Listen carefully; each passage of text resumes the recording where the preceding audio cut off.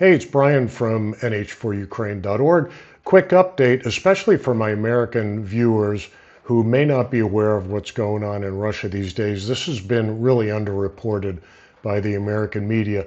If you've never heard of a company called Wildberries, it's basically Russia's version of Amazon. Last year, this company did over $70 billion in online sales.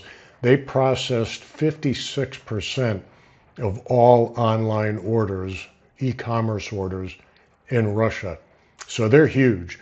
And what Ukraine has been doing lately, the video you're watching now, is one of 8 different strikes that Ukraine has launched against these distribution centers. This one is in St. Petersburg, they hit the one in Moscow, and 6 others. They've actually knocked about 10% of their capacity offline. So picture if 10% of Amazon's orders and their processing capacity went up in smoke. And that's what's going on now in Russia.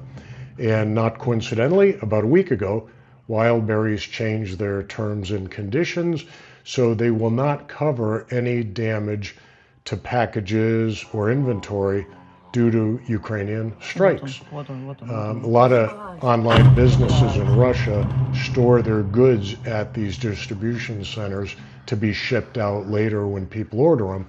So Wildberries is no longer covering any of this damage, and you've got a lot of small business people being impacted in Russia.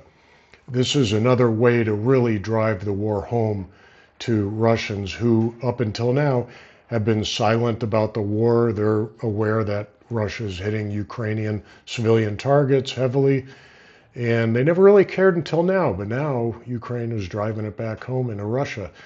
Yeah, this is just a great way to put a lot of pressure on Putin and the government to try to find a resolution to this war. It's finally impacting the average Russian.